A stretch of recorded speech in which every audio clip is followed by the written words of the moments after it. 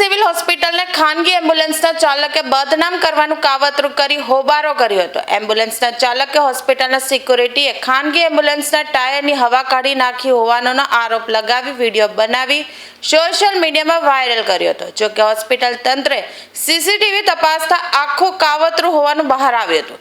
Ambulance ચાલક પહેલેથી જ ટાયરમાંથી હવા નીકળેલી એમ્બ્યુલન્સ લઈને આવ્યો હતો અને અન્ય એમ્બ્યુલન્સમાં આવેલ ઇમરજન્સી દર્દીને પોતાની એમ્બ્યુલન્સનું હોવાનું વિડીયોમાં જણાવ્યું હતું, જેથી ખોટી રીતે નવી સિવિલ હોસ્પિટલને બદનામ કરવા આ કાવતરું કરાયું હોવાનું સિવિલ તંત્રએ જણાવ્યું હતું। ત્યારે હાલ સિવિલ તંત્ર દ્વારા એમ્બ્યુલન્સ ચાલક વિરુદ્ધ પોલીસ મથકમાં અરજી કરાઈ હોવાનું પણ જાણવા મળ્યું છે।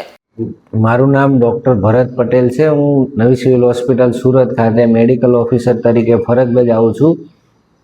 સિવિલ હોસ્પિટલનો બદનામ કરતો એક વિડીયો વાયરલ કરવામાં આવેલો છે। એ વિડીયોમાં બતાવવામાં આવે છે કે આ અમારા સિક્યુરિટીવાળાએ એમની એમ્બ્યુલન્સની હવા કાઢી નાખવામાં આવેલી છે, પણ એ તદ્દન ફેબ્રિકેટેડ છે અને એ જે તમે તપાસ કર્યું ત્યારે જાણવા મળ્યું કે એમ્બ્યુલન્સ પહેલેથી જ હવા નીકળેલી લઈને આવેલો હતો અને બીજી એમ્બ્યુલન્સવાળા પેશન્ટ લઈ જતા હતા।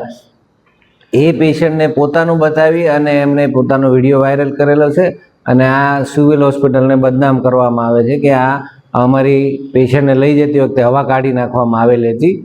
અને ભૂતકાળમાં બી અહીંયા એવા ઘણા બનાવ બનેલા છે કે જે આ લોકોએ મારામારી કરતા અને મર્ડર કરતા એવું ભાઈ કરવામાં આવેલું છે આ પ્રાઇવેટ એમ્બ્યુલન્સવાળાઓએ। એટલે અમે ઘણીવાર સિક્યુરિટીવાળાને કહીને એમને ત્યાં પાર્કિંગ નહીં કરવાનું, રસ્તા પર પાર્કિંગ નહીં કરવાનું સૂચના આપવામાં આવી, પણ તો બી એમની સાથે ગાળાગાળી કરી, માથાકૂટ કરી અને ત્યાં જ પાર્કિંગ કરતા હોય છે। અને તેમને અમે ઘણીવાર સૂચના આપી છે કે અહીંયા તમે આવશો તો અમે તમારા વિરુદ્ધ ફરિયાદ બી પોલીસ સ્ટેશનમાં કરી દઈશું અને તમને અહીંયાથી લોકોને અવર જવર કરવાનો રસ્તો ખુલ્લો રાખવાનું જાણ કરવામાં આવેલું હતું। તેમ છતાં આ લોકો આવી રીતે સિવિલને બદનામ કરતા રહે છે અને ખોટા આક્ષેપો મૂકીને એમ કહે કે આ પેશન્ટને લઈ જવાનું હતું ને એ પેશન્ટ હવા કાઢી નાખી છે। તદ્દન ખોટી વાત છે અને ઉપજાવી કાઢેલી વાત છે અને અમે આને વિશે ભવિષ્યમાં ખટોદરા પોલીસ સ્ટેશનમાં જાણ બી કરવાના છે અને એમના વિરુદ્ધ એક્શન બી લેવાના છીએ।